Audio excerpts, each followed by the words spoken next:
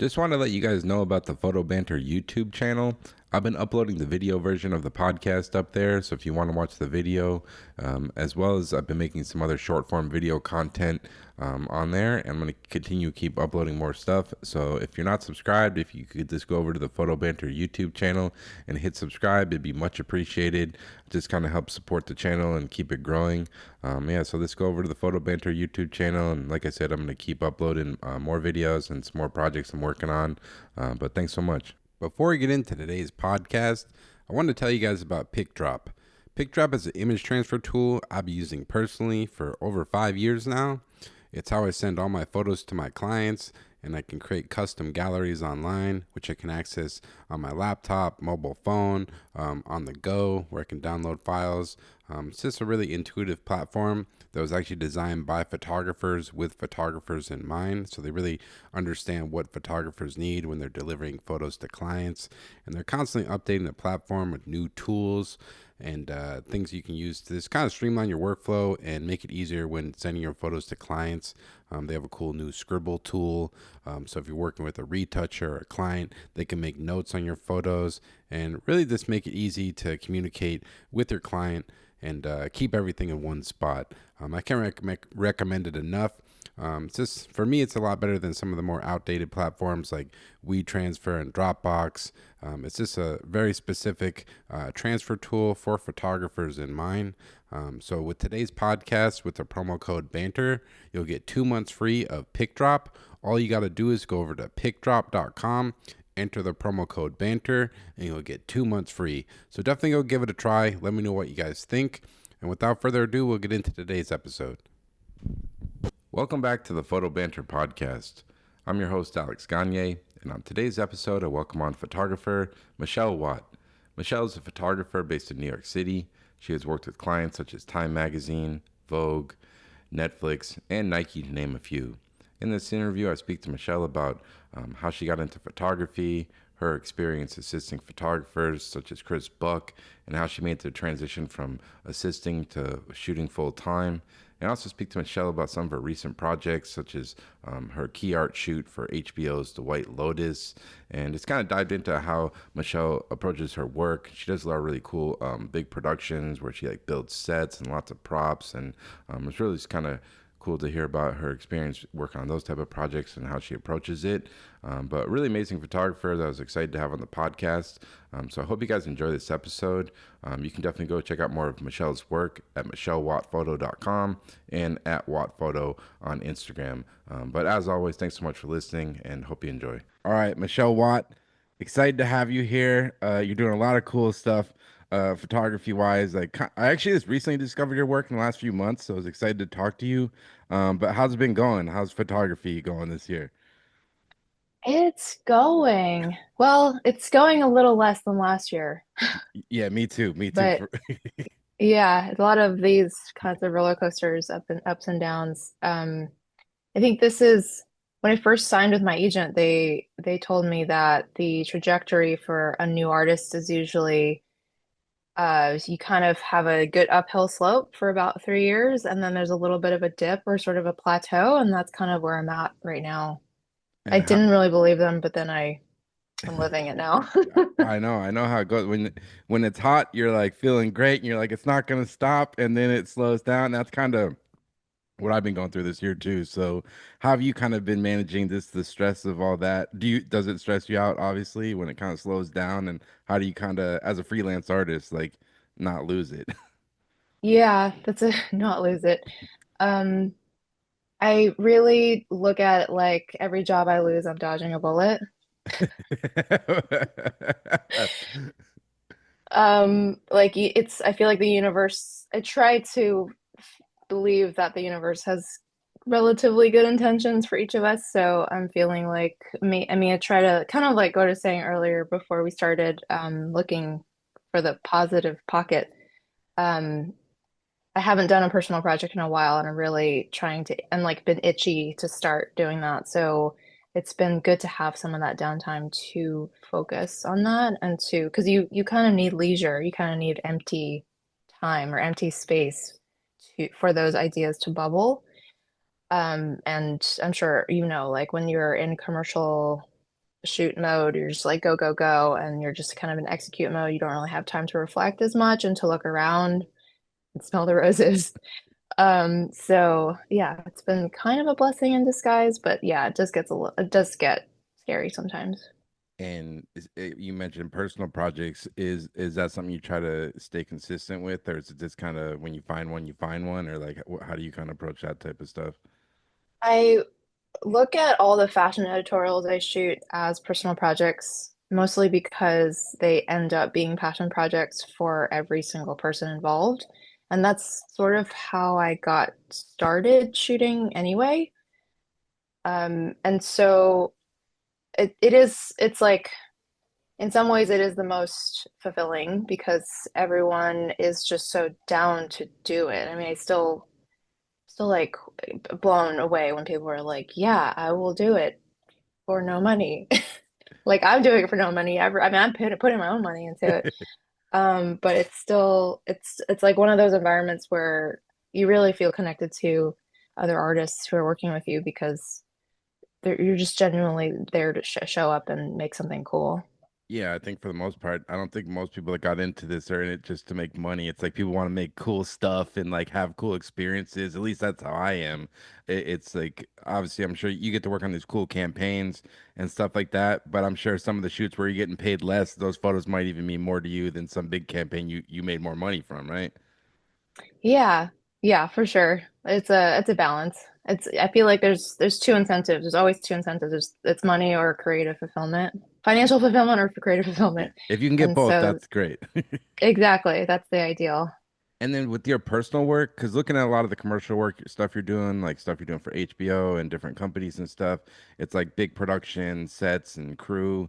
With your personal work, do you find, is it still that like you're looking for that level of production, or is it more kind of like, will you shoot this solo by yourself, kind of like a smaller production, or like how do you kind of view the personal projects? I think it depends on the scale of the personal project. It's sort of, I don't usually look at personal projects like, oh, I want it to be a simple one this time, or I want it to be a complicated one. It's more like, what is the narrative? What is the story I'm trying to tell? And then eventually I end up overcomplicating it and usually bring in a lot of people. But I don't think it's as big as a giant celebrity shoot where there's like 7 to 16 celebrity talent on set.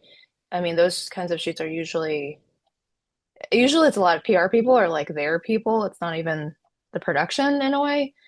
But I do feel like the stories I mean I specialize in staging these conceptual narratives with lots of details and whimsy and there's surrealism involved. So I tend to overstuff an image and that involves a lot of extra hands, whether it's people from set design or wardrobe styling, makeup, hair.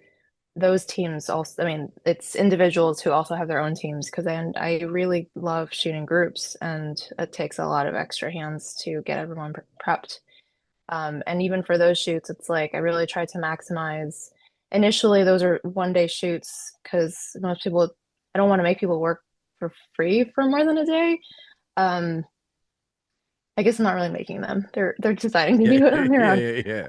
But now it's become 2 day shoots because I do think I do hope that people are realize like the artists that I'm collaborating with are realizing it is worth it because the imagery can like we're putting all this into it already. Why not make it as best as we can? And yeah, like you said, a lot of your work, you build sets, and there's like a lot of props sometimes in your photos. Do you enjoy that whole process of like concepting and building sets and figuring out like all the props you're going to use and the styling? Is that something you've always just kind of enjoyed the process of making that type of work? Yeah, I think so. I don't know how to do it otherwise. I think it's not so much that I started doing it because I enjoy it. It's more like I feel like it needs to be done.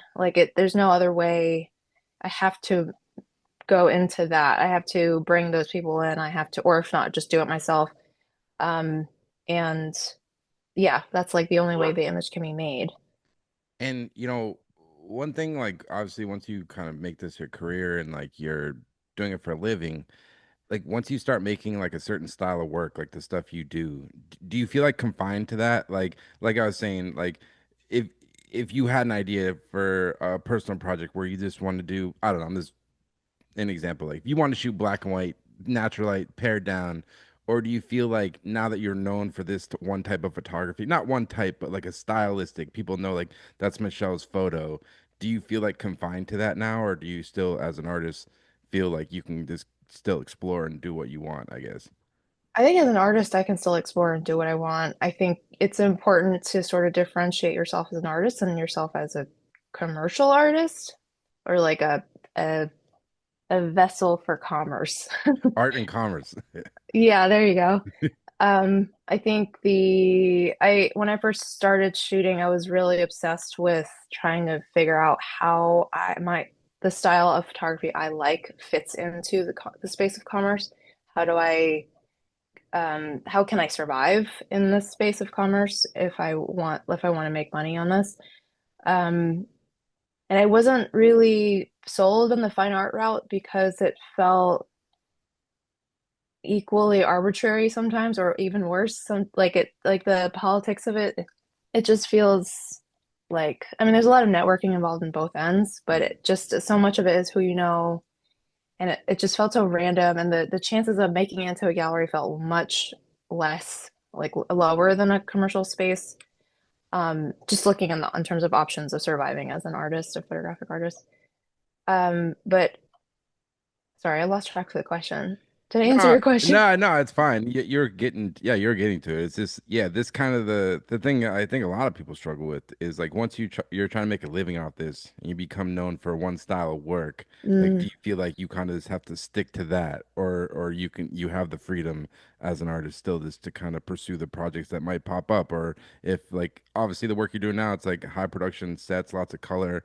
But if I don't know, maybe in a year from now, if you want to take a left turn and this do something completely different, like it's a struggle, you know?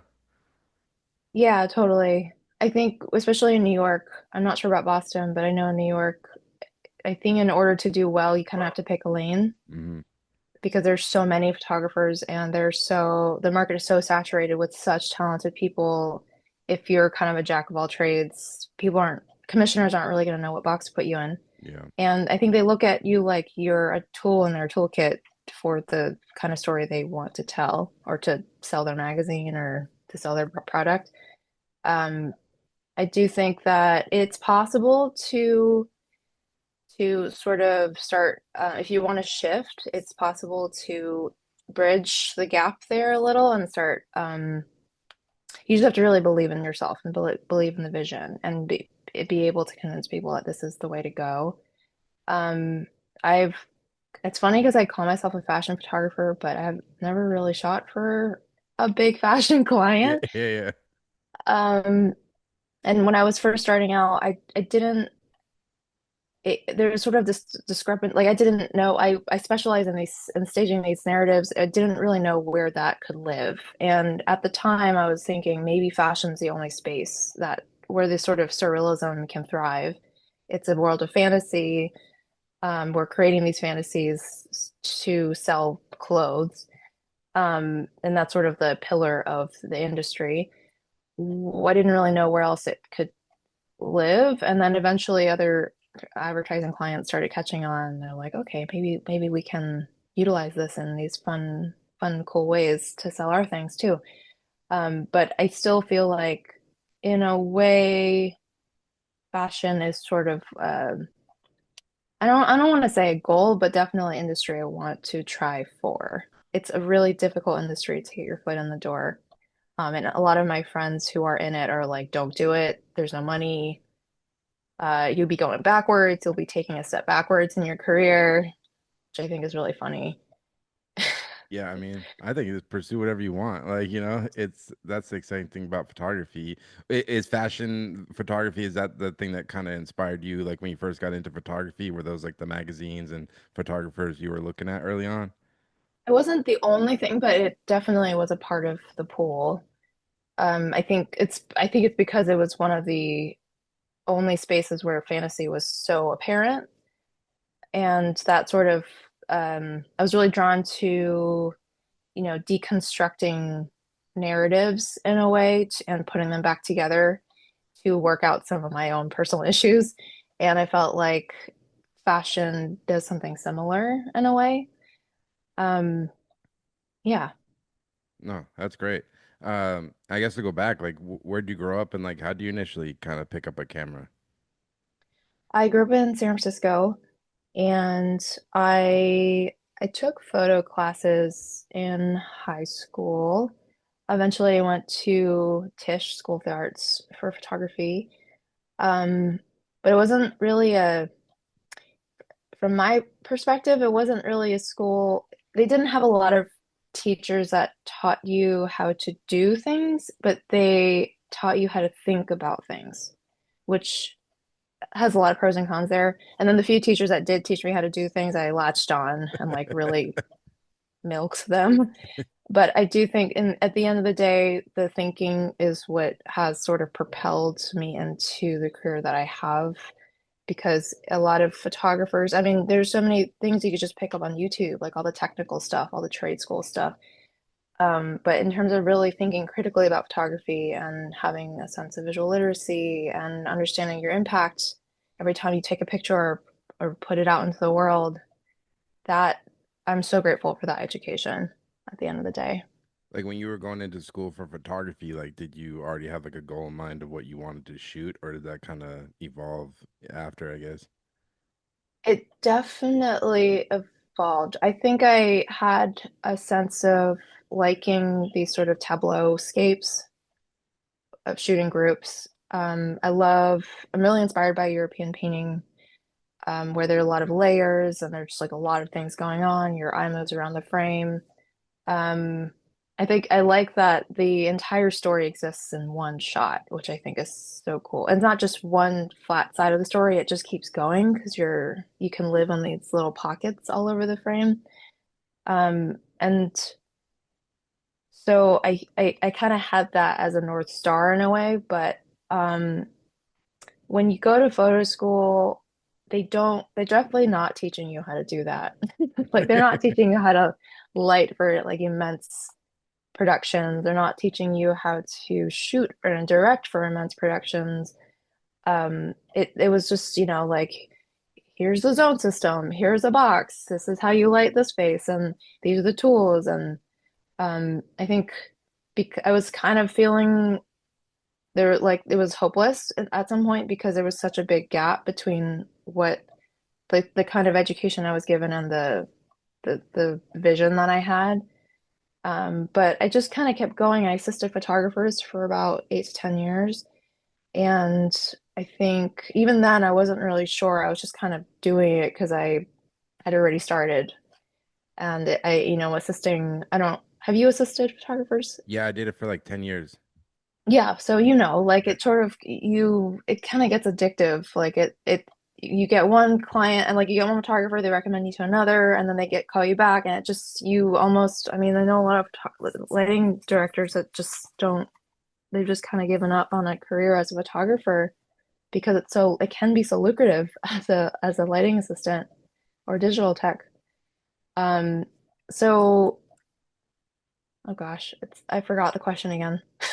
No, that's Sorry. all right. No, we were just talking about being in school and like having an idea of what you wanted to do, and I think you were just kind of talking about how like in school they were just kind of teaching you like the zone system, and you sound like you had a hunger to learn more, and I think I can relate to that. In school, I went to photography school, and I was just like I was looking at the time it was like early 2000s. I was looking at like Martin Schuler and like Annie, and I was just like. I remember looking at it. I'm sure you can relate. It's like, how do they do this? Like all the gear, because like some of the gear they don't even have it. The school, a lot, whatever school I was going to. So you're trying to like figure it out, and I almost felt like I just want to fast forward and get into it. Like Exactly. yeah. Um, But there really is no shortcut. You kind of have to you either have to assist or you just throw yourself into it. And it's both messy, unless you're really, really lucky. And yeah, even then, I feel like it's not great to like get really big really fast. and I'm sure even now, like looking, you're doing these amazing campaigns for like HBO and like you did the White Lotus key art and tell me if I'm wrong, but I'm sure you're still learning now at this point in your career. Like the jobs you're getting. 100%. Yeah, it's not like that's what I think the misconception. I think I was like, oh, you get to this point and then you just have it figured out. It's like, oh no, every job is, the production is this like last minute stuff is changing on the fly. It's like putting out fires and that like literally never goes away. Yeah, exactly. I Yeah. think that's why, in a way, I feel like there's this like the more you're paid, the more you're paid for your ability to adapt or Hmm. your ability to problem solve or your ability to put out fires. You're not actually paid for the skill that is shown, like that you can see. It's how effortless you can make it that is what you're paid for. It's like all the things that you cannot see, all the ways that you did have to pivot, those because of your experience or because of your talent to pull something out of your butt last minute. That's what you're valued for at the end of the day. Yeah, they're coming to you because you're the expert in photography, and they have some campaign or project they want you to execute, and they want you to just basically figure it out. And it's like you having the resources of like not only the skills of photography, but it's like you have like the resources of like a network of crew and production and knowing the right producer to hire for the right job or the right assistant for the right job because every job's different. Like you'd agree, right? 100%. Yeah. Yeah. Every time there's always a moment and I'm like, do I know how to do this? I mean, that's the other thing I was interested in talking about your work is there's so much involved. Like it's like you said, you like photographing groups and you're building sets and there's props. As have you always just been comfortable of like I look at your work. I mean, any photographer in the commercial realm is kind of like a director in a sense because you're directing the crew, the the subjects, whatever. Have you always just been comfortable, kind of like being able to direct people and like because it's on these shoots, it's I'm sure you have shoots where it's like 50 plus people on set and you gotta Yeah. everyone's looking for you. Like, what do we want? What do you want, Michelle? Like, how do you kind of handle all that? Yeah, I definitely was never I was never comfortable with that. Especially coming out of assisting, I was always being told what to do. And I also didn't like to be the center of attention. I'm very much an introvert. I guess I'm what they call an workplace extrovert. You can like turn it up. Yeah, I could turn it on. But I really need to like go away and like recharge and not talk to people for a while. Um, but I think there's something about when I go to set, I don't really feel like I'm it's not really like the spotlight is on me. It's more like we're all here to serve an idea, and my role to help this idea come to life is to delegate or to help other people understand how they can contribute to help the idea come to life. Like it's almost like I'm a middleman Hmm. between the idea and everyone else. And I sort of, it's not like I black out, but I just forget myself in that process. But I do like still try to be as kind as possible and try to recognize everyone's humanity. It's such like I think that's just coming from an assisting background. I understand it is such brutal work. Like there's so much physicality to it, and it's not just the lighting. It's not just the photo crew. It's also like set designers have so much responsibility. Wardrobe stylists they put hundreds of thousands of dollars on their credit cards for these jobs, Hmm.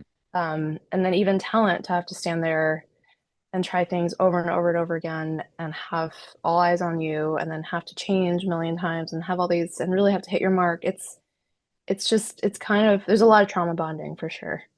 And I would imagine for the type of work you're doing, like the pre-production is probably like a very important part of like communicating to all the whatever wardrobe stylist, assistant, and like having those conversations long before you even get to set, right? Yeah, for sure. I think because so much of being on set is just talking and making sure everyone feels good. And if they don't, being able to pivot and put out those fires, having as much prep as possible, not just with the logistics, but also with the creative. And that could mean like coming up with a list of poses in case like the first two don't work, or coming up with a list of different ways to inspire someone in case those things don't work, or coming up with different set design schemes or colors, things like that. Because you're really over preparing so that you can just play. Like, I want all the objects to be in front of us so that we can just actually have time to play. Yeah, definitely. And you mentioned like assisting, and I saw researching you before this interview. I checked out your LinkedIn. You got to assist some like really amazing photographers. I saw you assisted like Kate Opperman. I think you assisted Jake Chesum. So a lot of amazing photographers. Like, um, I guess your experience assisting. What do you feel like you kind of learned the most? And were there any photographers you worked with more than others that you felt like you learned a lot from? Yeah, I assisted Chris Buck for about 8 years. He was my guy. He was probably we've had some pretty nutty times together, and I just always blown away and astounded by him. I think initially when I first met him, I was like, man, He's this guy's a different. sociopath or He's something. yeah, he's different. I've had him on twice, and like yeah, Chris is built different. Yeah, yeah. And then I got to know him more, and I realized that he's he's got his own thing going, and he's because of it, he's so brilliant. I still think he's one of the greatest portrait photographers ever. Definitely. And I think there are subtleties that a lot of people don't necessarily recognize, but then there are subtleties where a lot of people do, and I don't, yeah, I don't know. It's kind of an interesting journey with Chris. What do you feel like you Um, what being working with someone like that at that level for 8 years? Like, what do you feel like you learned from him the most? I think I think assisting photographers in general, like learning how to be on set, all the nuances that you just don't pick, like no one can teach you these things. Like you just have to be there and witness. Yeah, Again, it's like how do you pivot? How do you adapt? And it doesn't, it's not just with gear, it's also with uh politics and set dynamics and how communication. you yeah, like the flow of chain of communication between the top dog and then like the lesser top dog and then it goes all the way down. There's so many people on set. But I think specifically with Chris, because those productions are so large in scale, or it can like a lot, at least a lot of the ones that I was on with him, I think his ability to be scrappy, which is like another way to be adaptable, and to not be afraid to ask people to do things, and but it's still in like a reasonable way, Yeah, not in like a mean yeah. way, because I've also worked with those kinds of photographers who I haven't listed. I think the industry is changing and that people are getting nicer, hopefully, and people are, um, yeah, more humane. Yeah, I remember talking. The one thing I always remember about Chris talking to him, he said, I'm sure you've seen this. I think probably more speaking to editorial. If he's doing a portrait shoot, he'll literally stay. He said he'll stay shooting until they literally kick him out of the room, like pretty much. Like he doesn't like. I mean, I struggle with this too. I don't want to. I feel like not as much anymore, but early on, I'd be like, oh, I don't want to take too much time with this person. I'm trying to be respectful of your day. Whereas he's like, no, I'm going. It seemed like he's in there for like, I'm gonna get in there and get the best photo I can. I don't care how I need to do it. Pretty much a little bit. Yeah, yeah, exactly. And I think that that's actually a big nugget that I got from him was he's there to make good pictures. I'm sure he's told you this. He's there to make good pictures. He's Yeah, not there to be friends with the person. yeah, And that kind of I struggled with that for a while because I hear that like I yes, we want good photos, but we also don't want to like disrespect somebody, which I don't think he's really done. But it's like it's I think it's also different for a woman. Like the way you talk to a subject is different, and the way you empathize is different, and that affects the way you perform or the way you direct. So I'm still trying to figure that out. I think the directing thing is even like I'm also starting to do more motion. That's also a completely different kind of directing. It's really, I mean, you can look at it in so many different ways, but one way to look at it is you're basically just manipulating people to do what you want them to do. It's like every photographer's got their bag of tricks, like Yeah, yeah, exactly. And talking about like being a woman in this business, it is a lot of male dominated, I would say, still.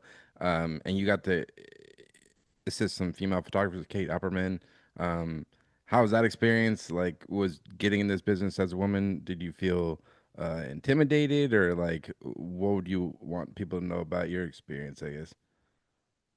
I think I was more intimidated when I first entered the industry as an assistant. I don't think I was as intimidated when I started shooting because at that point, I think when you stop assisting, you start shooting, there's a little bit of you that's like, fuck it. Like, Yeah, I'm just going for it. Like, I don't care. chips are I'm just in. gonna, yeah, exactly. I'm just gonna try the thing that I want to do. And if it works, great. If it doesn't, I might have to pivot.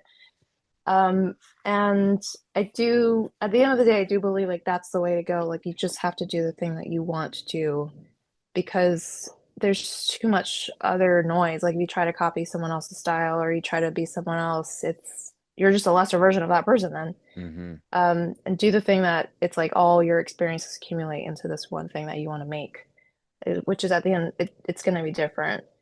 So at that point, I was kind of like, I don't know if that's like stupidity, when you're just like night, like you're just going to go for it, just like unafraid, fearlessness, throwing yourself over a cliff kind of thing. Yeah. And I was like, I was doing all my own set design at the time. I was like, I was going to IKEA. I'm not saying that people should be doing this, but I was doing a lot of buy and returns. I was going to Zara and I don't know. I eventually figured that those clothes were not really helping me get the editorials I wanted. So then I started reaching out to student designers because in a way I was starting out, they're starting out. Like it's best to grow with people, I think, Mm-hmm. as opposed to working with the top and your entry level. Um, and it was just like me schlepping a lot of things. Like, yeah, I was kind of, it was intense. It was a very intense time in my life. Yeah, no, that's inspiring. You just gotta go for it and see what happens. And I think the thing a lot of people struggle with is going from assisting to shooting. Like, how is your kind of transition? Were you kind of just doing shooting, assisting at the same time, or like how do you make it to the point where you can just shoot full time? There was a little bit of an overlap. I think it was a year and a half or so, and then the pandemic happened. And in that year and a half before the pandemic, I don't, maybe it was because I was about to turn 30 and there's just something primordially like you gotta make the jump now. Um, I, I rented a studio and I shared it with four other women or five other women. Um, and because I was committing money to it, I was like, I'm gonna have to commit myself to doing one test a week or one test. It became like one test every couple weeks because the shoots were so large. Yeah. And I was also doing everything on my own, so that was very time consuming. Um, but also like that was a good way to learn how to reach out to people, which is kind of, I'm sure it's like 90% of what we do. It's literally just talking to people. We don't really shoot that often. Well, I don't know about you, but I don't shoot as often as I Yeah, no, market yeah, or exactly. write. Yeah. So in that time, I was able to create a relatively robust portfolio because I was so committed to testing. And then the pandemic happened and I had a lot of free time, so I just learned how to market. And in doing so, I was able to put this portfolio out in a way, in like a thoughtful way. And eventually, I think I was able to build from there, like and start getting clients. And right shortly after the pandemic. What were your kind of initial like marketing? What were you kind of doing, especially during the pandemic? It was way hard. Like I used to go. I tell people all the time. I feel like a dinosaur, but like going to New York and you could actually go meet with people in person. Like that was like a thing in ad agencies. Now it's like way different. But like yeah, middle of pandemic, that was this like I'm trying to figure out what to do. Like how did you kind of approach it? It wasn't so much doing it as much as learning it and then applying it a little bit later. I think there were, I actually found your podcast during the pandemic because I was so desperate to stay connected to the practice and it kept me going. It really kept me going, like a lot of the interviews that you did. So Nice. when you reached out, I was like, oh my God, so flattered. Appreciate it. Um, I think I'd say that was a time when I learned how to. I was so nervous. Like I'd never really done meetings before, um, but doing them for the first time on Zoom, so awkward. Yeah. I mean, I'm sure it's like a different thing for you when you were doing them before in person and then having to do them on Zoom. But for me, it was just like you're just starting on Zoom, and I'm not very good on Zoom, especially when there's like a bunch of other people in the room. Sometimes it's, yeah. Were you just like So cold emailing like agencies or clients, or were you doing those like pay to play like portfolio kind of both. both? Okay. Both. Yeah. Yeah. And in the time of testing, that was really good practice for reaching out to a lot of people in a way that helps you build resilience. Because you reach out and you don't hear back most of the time. Or you reach out and the best thing they can say is yes, but most of the times I'd rather them say no than just not respond. Yeah. Because I'm like, are you interested? Do I reach out to someone else? Like, I don't, are we going to do the shoot together? But also reaching out to people that I never thought I could possibly book, like whether it's a model or a wardrobe stylist. And there were a lot of those people that just never responded. Um, so that was good practice for reaching out to commissioners during the pandemic because I knew they were just sitting around too and they want to be a part of the conversation. Um, it was I think it's a unique time to enter the industry because I think that there was a turning point for a lot of people where I get a sense it really shifted the way they were doing things. And I was just there for the ride, you know? Yeah. Um, yeah, and I think I was very lucky in that yeah, I mean I feel very lucky, very grateful No, for being able to do what I do. no, I think it's great. I think it's just a reminder of like unless you ask or like reach out to people, you never know. Like that's the craziest thing about it. Like and even some I have to remind myself like just to like keep doing it. Like you forget like how I'm sure you've like met clients who are like, damn, I could do that again. Like it's just a reminder to just keep at it. It's just persistence over anything, I think, really. Yeah, it's Um like a muscle. You have to keep working, and if you don't work it out, it'll get weak. Yeah, and even when you're busy, that's honestly the time to keep doing it because it's like when you're busy, you're like, oh, I'm good. But it's like, no, you got to think for the future. Like so. Yeah, yeah, totally. That's a big Um, one.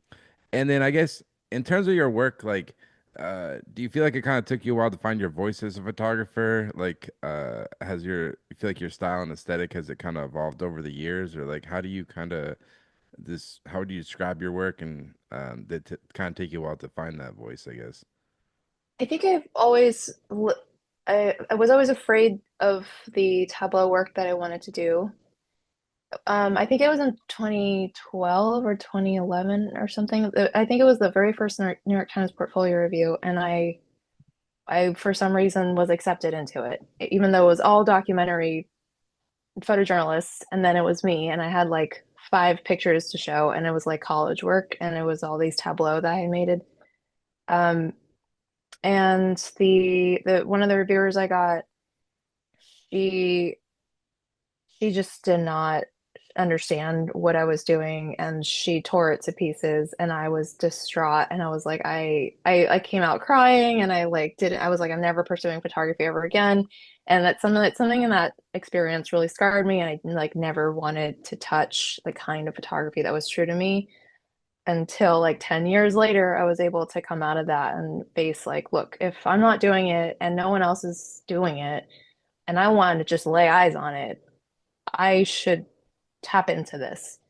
And it was messy because like initially a lot of the stuff I was doing was not good and no one will ever see that. And I won't show anybody except the people that were working on it.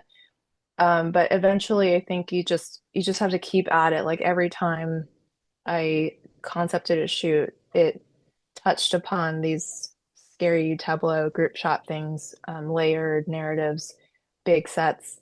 And eventually it just got bigger and bigger. And on top of that, I was able to get people who are bigger and bigger, or like as good as the level as I wanted. And in doing so, and just continuing to follow that North Star, I think I was able to start fleshing out the style that I'm known for today. Um, but of course, I think I'm one of those people that just once you get kind of get boxed in, I like want to leave now, and I don't know where that is next. But yeah. Yeah, I definitely can relate to like those even now, like when I still do some of these portfolio review things to show your work on Zoom, like you realize like not everyone's gonna like your stuff because everyone has like different taste levels, and it's like it takes a while. I'm sure you've gotten better at I have is like not taking it personally. It's just like, oh, you just have a different taste level, and like we're not the match. I like we're not the right client or match to work together, and that's fine. Right, right. Yeah, exactly. There's so many commissioners out there, and there's so many different kinds of work. Yeah. And then I was reading part of your work, it said you'll embed like Easter eggs into some of your pictures. Like I was trying to figure out like is there any of that stuff on your website that would be like an Easter egg, like any of the projects? Like I was trying to guess which ones. Um, I think, but what I mean by Easter eggs, it's really just like details that reward a viewer whose eyes linger a little long enough to be delighted by or be surprised by that, and then having that experience of connecting that small detail to the rest of the story in the photo. That that I love that stuff. Like that. I think because of maybe it's just European painting that happens so much. Um, I think like if you look at the present series and you look at this like there's a big tableau with a funeral scene. Hmm.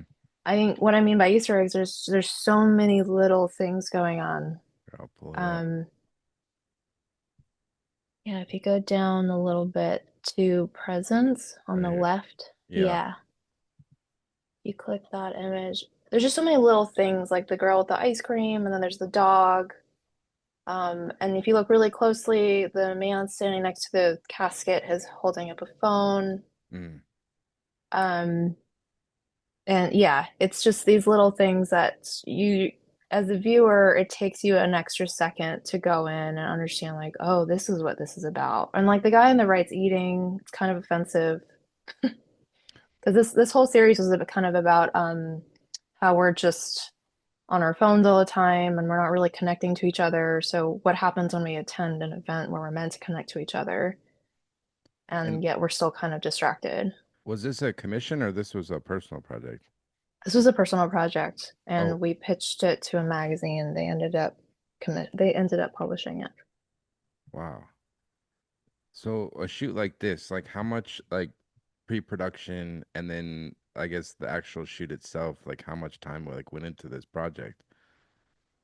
This was Man, this was so long ago. I almost don't remember. This was right before the pandemic. It was January 2020.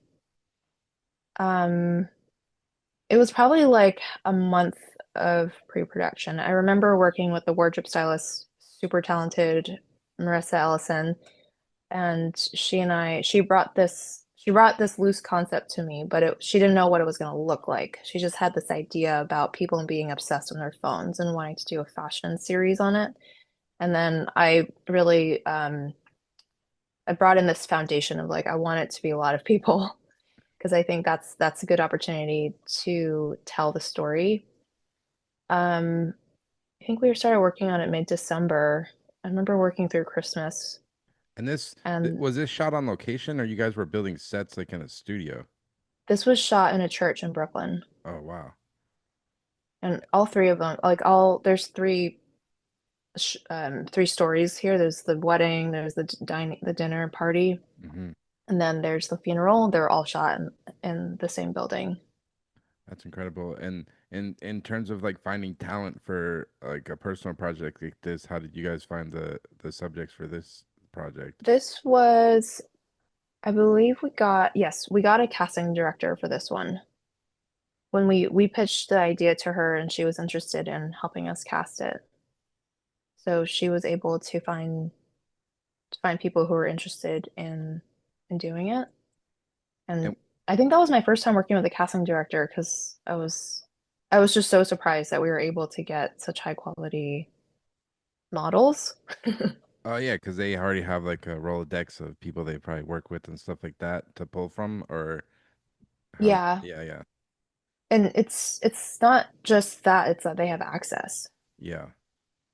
And they know who's who, they know who would be appropriate for the kind of look that I'm going for. They know who would be interested, and they know they have an like they know what all the agencies are out there, so they know how to put out that call. Mm-hmm. And this is amazing because this shows like if you have an idea, and I mean it takes effort, but you can get other people to help you like work on a cool project like this. W- Was it hard like trying to build these like big projects early on in your career? Like obviously now you have an amazing portfolio of like you've shot all these amazing campaigns and celebrities, but when you're this kind of new, like was it tough to get other people involved to kind of work collaborate on stuff like this? I think it the thing about fashion is when you attach a magazine to it, Hmm. there are a lot of people who are interested in working on it. Yeah. And for this one at the time, it was Shown magazine. But also,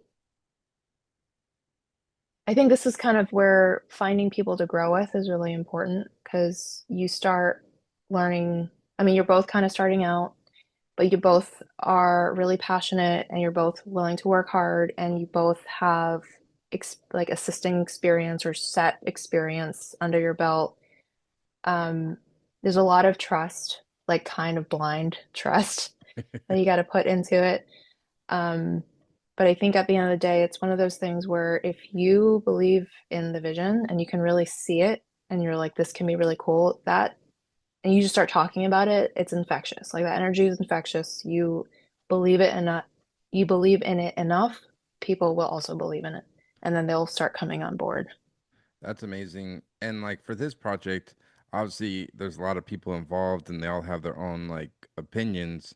Like how does that work? Because like you're the photographer, do they just kind of trust your vision on how you want to execute like the lighting and styling, or is it more of a conversation between everyone involved when it's kind of like a personal project like this?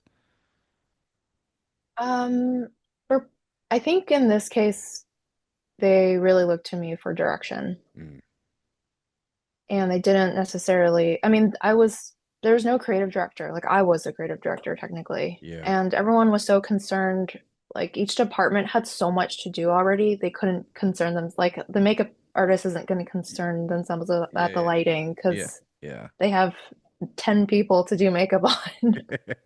They're like, Michelle, do your thing. Yeah, yeah, exactly. Again, there's like a lot of trust, and there are projects where maybe it didn't work out so well, or like my relationship with that person wasn't the best fit. Or yeah, and like people will never see those photos, you know? So that But it's a happens. good experience. So that will happen sometimes. You'll do a shoot and it just kind of doesn't end up in your portfolio or your website. Sometimes you put the effort in. Yeah, Yeah, yeah. so many shoots. And I I had, think, yeah, no, keep going. yeah, no, no. um, I had to ask you about you got to photograph the White Lotus, amazing show on HBO. The key art for this past season. Um, how's it your experience working on this shoot? This such a popular show in pop culture now. Um, Yeah, it was pretty wild. Um, we went to Thailand. We went to the island of Koh Samui, and we there weren't it's an island. It's not like there are lots of big photo studios waiting for us to shoot in. yeah, So they ended up the production company, the local production company, they're amazing and they found the biggest possible villas or conference rooms that were in hotels or resorts. And eventually we settled on one. It was like I was looking for tall ceilings essentially. The thing about key art is a lot of it is usually shot. You're just shooting the people, and then they sort of like piece them together. Yep. And a lot of times you go in with a really elaborate concept, which we had, and it ends up being something completely different. Doesn't even look remotely like what we started Wow. with. So the I looked for really tall ceilings to shoot a concept that nobody has seen. But we also, as a safety or a backup, to have that flexibility to continue creating these comps or like however they want to explore the narrative later, we also shoot on gray seamless, and then they cut people out. I mean, you can tell it here. Everyone's sort of. It's Yeah. not like they were sitting in front of an illustrated wall. You know, Yeah, you can definitely. tell that everyone's comped together here. Yeah. And for a job like this, when it's like HBO, it's probably their most popular show right now. Um, when you get a call for a job like this and you're bidding on it, are you putting together like a treatment for this? Like, what's the process of like getting the call to actually getting awarded the job? Is there like a lot of like conversations about how you want to approach it creatively, the creative decks, or like what does that process look like for you on something like this? It depends on the show. For this one, I did not treat it, and I don't think I even had a creative call with anyone. Um, I don't know how they chose me. Wow, I don't know how they chose that's me for this actually show. that's it. I thought it'd be the opposite because it's such a big show for them. That's interesting. That's cool. Good to hear. They trusted your work and they're like, just go for it, pretty much. Yeah, I think I had worked with a couple other key art clients, and across all of the companies, they're all chatting Mm-hmm. and they all know each other. And so I think there is a specific kind of currently in the key art space, there are maybe like a dozen photographers who have a foothold and they've had a foothold there for decades. But I think there's this desire to look for fresh talent because all that key art has looked the same for decades. Yeah. And so I think that's sort of where I was able to come in and shake things up a little bit, No, that's hopefully. cool. Do you enjoy the kind of key art shoots? Are those shoots are they fun for you or like how? Yeah, Yeah. it's they have it comes with an entire season's worth of stories. Like if I specialize in staging narratives and staging stories, it's like the jackpot for me, right? It already is built. The entire narrative is built for me, and all I have to do is smush all the stories and emotions and big feelings into one still, which is what I specialize in, which is like what I love doing. Initially, my very first art shoot was The Crown. And that one actually ended up looking more or less exactly as we had planned it and as we had shot it in camera. And I thought that's how all Kiara shoots went. But later on, I found out it gets really political too, because like talent sometimes has a say, and then you have like a gazillion producers and the showrunners, and it's just everyone has an opinion. So for it to look like what we started with is kind of amazing. Um, the I think they really liked the lighting I had for the funeral scene that we just talked about, Yeah. and that sort of atmospheric European Renaissance style lighting. And on top of my experience with group shots and Easter eggs, for a more recent show like And Just Like That, which came out this in the last few weeks, it's like the sequel to Sex and the City. That one I did have to treat for, which was my first time treating for key art. And that I thought was strange because it they had a really specific concept. Like I said, like we this came out exactly as we had already envisioned it. Like they had this concept in mind already. Mm-hmm. And so I was just kind of like, how do I talk about this? How do I treat this if they already know what they want me to shoot? But The advice I always got from assisting other photographers that I work for, they always said, yeah, basically just say whatever they say to you back to them, just a little bit different. You know? Exactly. That's what my agent tells me all the time. Yeah. Um, it's funny how that works. I wonder if they have to do that too for like if you work for the ad agencies, they have to do that with their clients. So they're just kind of spitting back up what Yeah, their clients are telling them. pretty much. So But it's so really for this treatment, I just broke it down like, okay, there's this whole page for lighting and there's a whole page for posing and there's a whole page for how I would do it logistically because it was impossible to shoot this in the street for real. and with treatments, especially at like the level you're working at, it's an important part of the process. Like, do you work with like do you just do the treatments yourself? Like, do you work with a designer or like a copywriters or like how do you or I don't know if you're I know a lot of agents will have the in-house treatment writers sometimes. Like, how do you what's your process in treatments, I guess? Yeah, so treatments are such a big part of this job, at least in my experience. I people like nobody told me this. Nobody tells us this, like I didn't when I went to photo school, certainly nobody said the word treatment a single time. Hmm. Like they hardly even said the word pitch, but it is such a big part of getting commercial work. And I really feel like it needs to be put out there more, at least somebody telling us or teaching us or guiding us. Um, Initially, when I started writing treatments, I was just kind of approaching it because they basically just want to know your process Hmm. and how you would bring their vision to life. And I did it in a way where the only way I knew how, which was basically writing an art history paper, like like breaking down like what this would mean in the photo and how this lighting would make this person feel. And Yeah. my agent was like, you need to make it shorter. Like this is crazy. Yeah. Um, and then as I wrote more of them, I realized that it's not just your approach, this is your interview. This Yeah. is like the thing that gets you the job, and you need to spend time on it. And it's really unfair for clients to tell us, "Oh, just write a baby treatment. We'll give you 2 days." That's like crazy to Yeah, yeah. me. Oh yeah, you can spend weeks on these things and then like also if you're not a good writer, it's just like it's like basically like you got it's like find a if you're not good at retouching, you gotta delegate and find a retoucher. And if you're not good at this part of it, you gotta find someone else who can help you out pretty much. Yeah, exactly. Exactly. I later on learned that a lot of motion directors don't write their own treatments.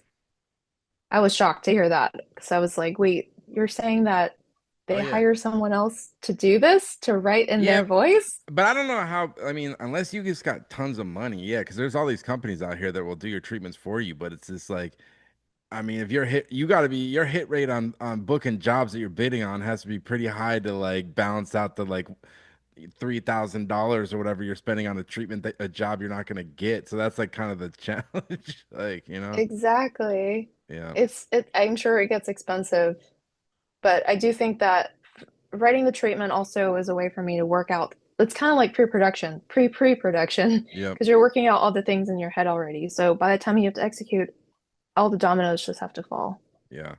I had to pull up one photo because it was just too funny. I had to ask about this photo, which was on set of anybody listening, you can go watch the video on YouTube, but it's from the White Lotus key art shoot. And the second slide is a tripod on like four plastic stools on a bridge. Like what's the story here? What's going on? So for this piece of key art, we had to shoot a bunch of plates, like assets of lily pads or tropical flowers, or there was one of the hotels they shot at, there was this amazing, I don't even know, like a pond with a gazillion giant lily pads like this. And we were shooting plates of that. And because all of these, I mean, it's Koh Samui. It's not like set up for Yeah. like a really professional shoot. We had to make do with what we had. So this was our ladder. This was the jankiest tripod. And it's like the only tripod there. I don't know why every time we go to Thailand, we rent a tripod. It's this tripod. Like it always keeps coming back to us. Is it the only tripod that exists in Bangkok? I don't know. Yeah, it should be on what's that Instagram shitty rigs, you know? Yeah. Yeah, exactly. No, but whatever get that was too good. It's too relatable because like as photographers, sometimes you're just like in some weird situation, you just gotta make it work. Exactly. Like being adaptable. That's so important. And then in terms of like the post production of your work, do you read? Obviously key art stuff you don't retouch, but any of your other like editorial or personal projects, are you handling post production, or do you kind of collaborate with retouchers, or like how's that part of your work? I say I do about 95% of my own retouching when it comes to Nice. editorial work. I didn't It's mostly because I haven't quite worked enough with a single retoucher where I feel so comfortable with them, like they understand my style C and vice color. versa. Yeah. So what I'll do is I'll give them a color pass. If I, especially for an advertising client, at this point, I will just for free, like give it to them, a PSD with all the layers of adjustments of colors. And then they can just literally copy and paste it if they need. But initially, I was so shocked that that was a separate line item because to me, that is so much a part of my process and the vision I have that it's like my agent's like, no, no, if you want to be a part of post, you need to charge for that. I'm like, okay, Oh, that's okay, where fine. that's where all But that's where you make all the money at. it's like we didn't have time to get this light in the right place, so I'm gonna have to do that in post. But like the retoucher doesn't know that, and if I'm not a part of that process, who's gonna tell them? Yeah, yeah.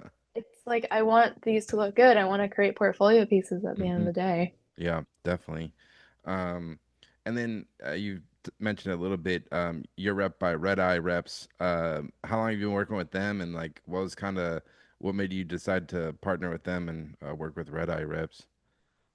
Yeah, I've been working with them since 2021, I think, or 2022. Mm, I think maybe I signed with them 2022. And there's always like a dating period where you kind of get to know each other for about 6 months before, or you should have a dating period if you're a photographer looking for an agent, because hmm. you need to get to know them. Um, they're great. They are humans first and foremost. Initially, when I was looking for agents, I chatted with a bunch of other agencies, and a lot of it's personality, but I think I felt like they're a little too sharky. And I think some people like that for an agent, like they really want a shark to work for them and like to be out there looking for that work and getting that work for them. But I feel like I mean, that's important, but it shouldn't feel too opportunistic. Like there needs to be a more of a Yeah, you human want approach. to, yeah, you want to respect the person you're working with closely. Yeah, exactly. And it's like if they treat clients like that, at the end of the day, they're going to treat you like that too. And so if sometimes I felt a little disposable and when talking to those people, so I just decided not to go with even though at the time I was so ecstatic that an agent even wanted to talk to me. Hmm. But I'm glad I liked him. I also just cold emailed a bunch of those artists on their roster and asked them, "Hey, your agent is interested in me. I would like to have a conversation with you. Like, how do you like your agency? How do you like your relationship with them?" Some of them are very candid. It's interesting how the people of color reached out to were very guarded in their responses, but the non people, like the white people, essentially, they were very candid about their experiences. Um, yeah, so that was an interesting nugget. But at the end, it just Red Eye was like it was such a natural fit. Like they're kind of messy's not the right word. I like scrappy. Scrappy is the word I'm looking. Like they're kind of scrappy in the way they do things, and that's so my style. Like we're just in the trenches together, but it still looks polished up, in front of everyone. It's just the process is so important too. It's not just the end result and what people Yeah, can see. and they're not like complaining about everything if it's like yeah, so it's yeah. Was I guess for you partnering with them, like what is it that they bring to the table to you, like what is it you're kind of looking for? Obviously, I mean, um every rep's different. Some people handle production, some people just do estimates, some people just help network. Like what is it for you that Red Eye helps you with in your business, I guess? I think it's changed. It's evolved a little bit over the last few years. Initially, I think I was looking for I think I needed help with estimates. it was a lot of that. Um, but I think subconsciously I was looking for a business partner. And I don't look at agents like they're people to help me get work. I look at it like we're getting work for each other. Hmm. And I strongly believe the bigger Redeye is, my agency, the bigger I can be, and vice versa. And so I'm always trying to like, even if the job doesn't quite feel right for me, or if I don't want the job, I will always, or even like if a friend of mine is a creative director looking for a photographer that's not my style at all, I would send them to other red eye photographers. I do think that it's, I mean, of course, it'll help me with logistical things like estimates and negotiations. I think where a lot of photographers get frustrated is if they feel like their rep isn't getting the work for them, that's where the relationship stops. But I don't think that's at least today. That's like to me, that's a really outdated way of looking at an agent. You kind of have to do everything together. My agent will, I'll write all my treatments, but my agent will edit, or she'll make sure I'm not missing things. She'll take notes on calls. She'll cover a lot of my blind spots. Like she'll say, "Oh, you forgot this. Make sure you don't forget that," and vice versa. Like she'll have me look over all the estimates before she submits them. Um, yeah. Does that answer your question? No, definitely. It's no, it's interesting because I think I never had a rep. I've worked with some reps, just like temp stuff or whatever. I think a big part of it is like because they're representing you, so it's like I would imagine it's like you have your personality and how you talk to people and stuff, and it's like there's some reps that they'll talk you out of a job, you know. So it's like, like you know, so it's like I would imagine a part of it is just like, yeah, like you said, partnering with someone who aligns with you, like how you want to represent yourself and stuff like that. So it's an interesting relationship for sure. And then one shoot, I was gonna ask you about. You photographed one of the covers of Time magazine, Michelle Yeoh. Was this your first time cover? Because I know you shot a couple now, but how's your experience working on this project? She was incredible. I was so nervous. I think this was my second time working with Time Magazine for a cover. The very first one was Kathy Park Hong. Okay. But either way, it's like both of these figures were just icons in my life. And it's funny because I had sort of I had one of those, it's kind of annoying people say this, but I feel like I manifested it. Like I kept thinking about the shoot and I wanting it to happen, and then one day I got the call. Um, So again, it's like I do feel like the universe is like kind of gonna like rooting for you, even though Yeah, uh a lot of other hard shit comes in the way. definitely. Um, she I had all these concepts going in, and she pretty much did everything I asked her to do, which I was really surprised by because Michelle kind of comes across as reserved or like kind of scary at first because Yeah. she can look very serious. Um, but she silly. She was able to like she just strutted onto set and started dancing, and she like threw. I mean, I think her publicist kind of freaking out at some point because she was like throwing her legs up and like doing splits and like yeah, she was doing lots of crazy funny things. But yeah, that was really great. So do you go into this shoot like do you like know exactly how you want to pose her or does being she's a performer like does she kind of bring her own this kind of swag to it herself or like how different was the final image from what you kind of thought you were gonna take going into the shoot, I guess. When I first got the call, I told the photo, I think this is just my process. I don't know if everyone else is like this, but I think I just like to take the reins and take control of the shoot. And also I'm just so excited. I'm like, I'm gonna show you 4 to 5 concepts of things I want to shoot. This is how I want to go about this. And then most of them are like, okay, great. I don't think a lot of them really expect that, but I mean, this is a dream shoot, so I've like had these things kind of brewing.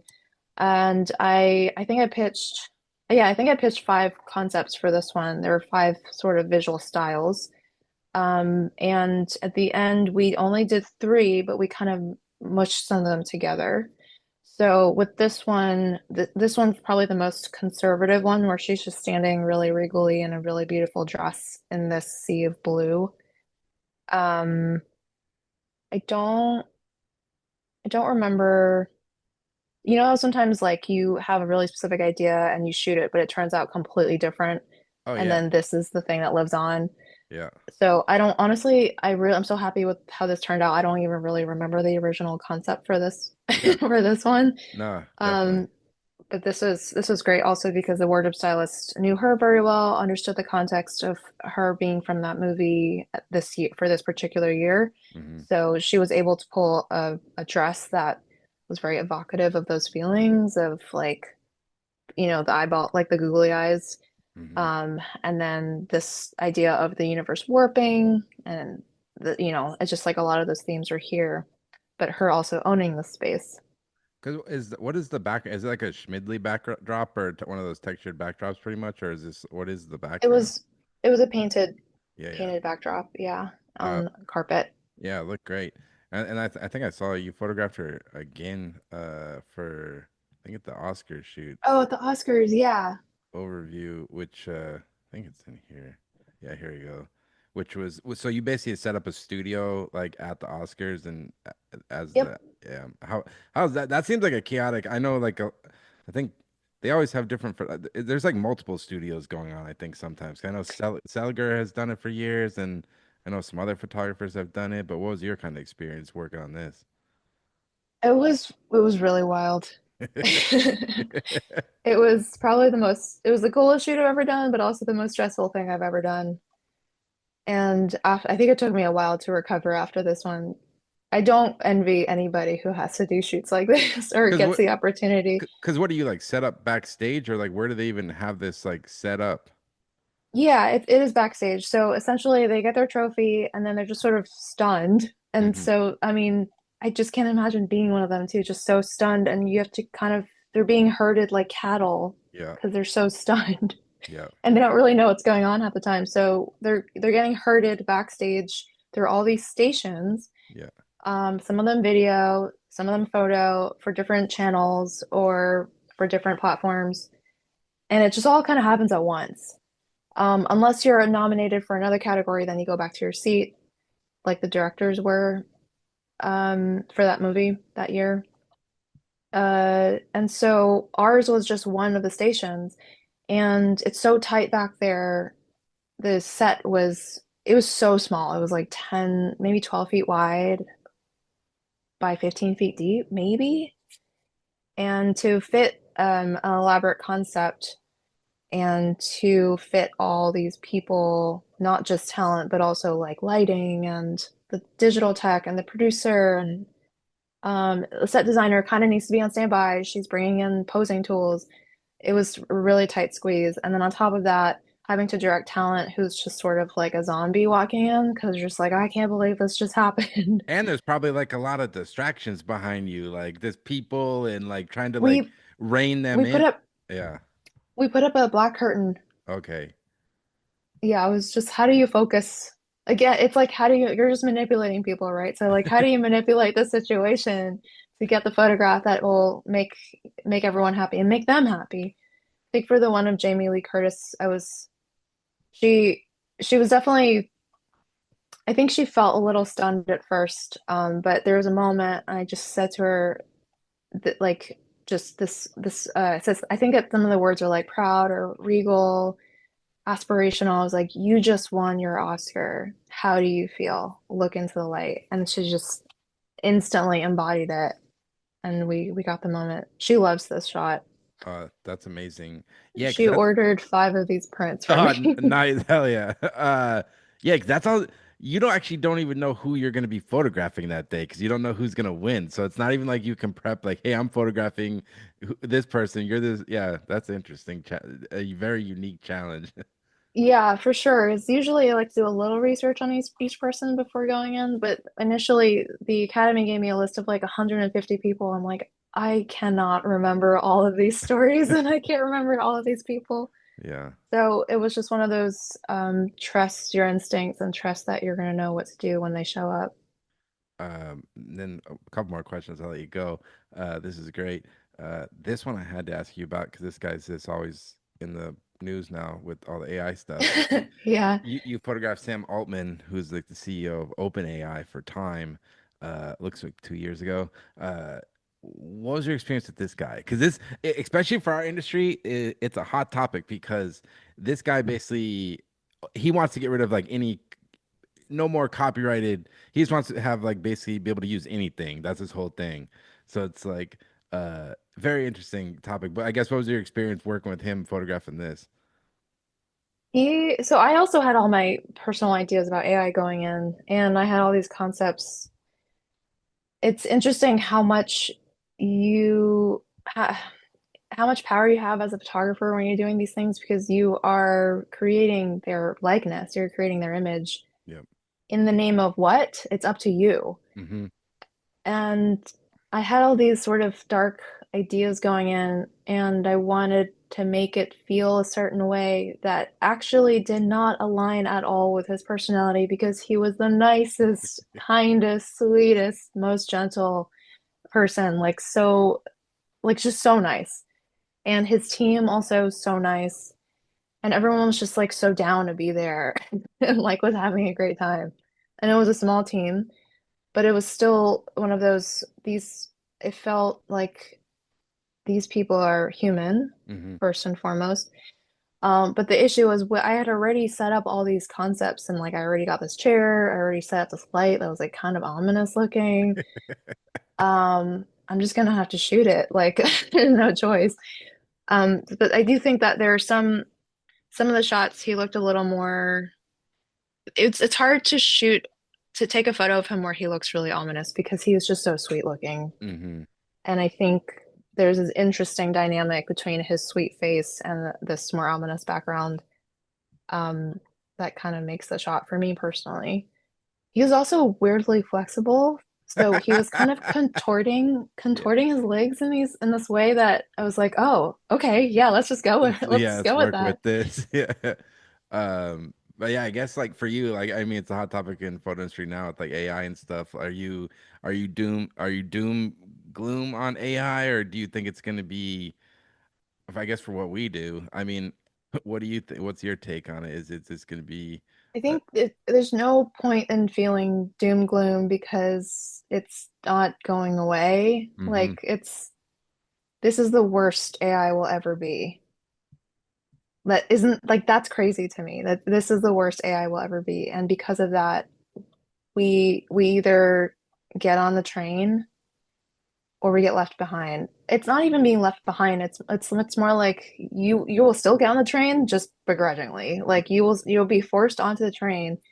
You just won't be happy. And so it's I also think there's so many levels of gray here. Like it's not as extreme as we'll all lose our jobs. It's more like how can we use AI in a way that can still help us hold on to our humanity and our creativity. Um, there are ways to use AI to make you smarter, not dumber. Although the line is very fine there. yeah, yeah, yeah. Yeah. I still am so tempted to use ChatGPT for treatments. I have only done it once, only because they asked for like an insane turnaround. It was like a 15-page treatment, but I did one line. I did like Eh, one half of a phrase I it's copied like and a good pasted. it's like a good starting point this to get your thoughts started and then you can kind of Yeah. edit it yourself or whatever. But yeah, yeah, I'm not like totally negative on it. It's just interesting. I'm always just curious what people think. And being that you photographed Sam, I was like, what the heck was this like? Yeah. But it was a I great photo. I do think that it's like we're at the cameras are just tools. AI, it's just another tool to make the image. I went to an Adobe meetup recently, and one of the photographers I thought had a really, really interesting thing to say, which was photographer, what was it? It was photographers will not be, wait, no. It was like AI will not replace photographers. It's photographers who know how to use AI that will replace photographers. Yeah, definitely. It's just like keeping up new technology. It's like anything. It's definitely different. The biggest leap that we've had in our lifetime. But yeah, I agree. It's just figuring it out. See Yeah, what's gonna be next. But I yeah, guess I exactly. I guess to wrap up, like um I guess you've been doing this for a while. Like I guess what do you love about what you do and like any goals moving forward, I guess?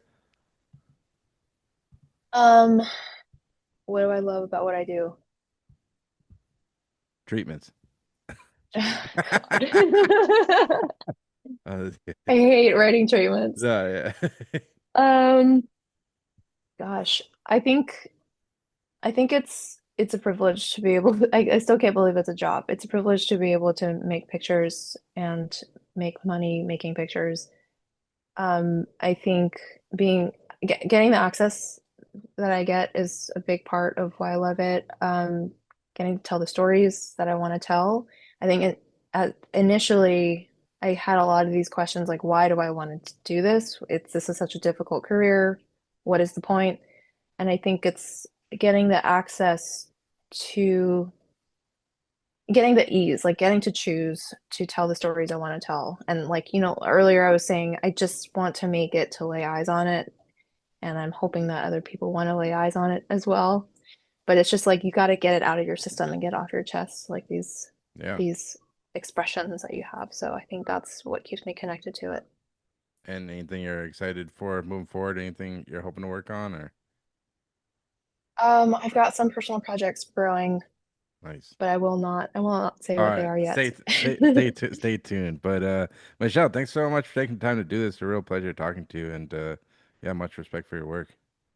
Thanks for having me. This was super fun. So there you have it. That was the Michelle Watt interview. Just want to thank Michelle so much for taking the time to come on the podcast. It was really cool hearing about her journey with photography and all the really cool projects and campaigns she's worked on. Really amazing work.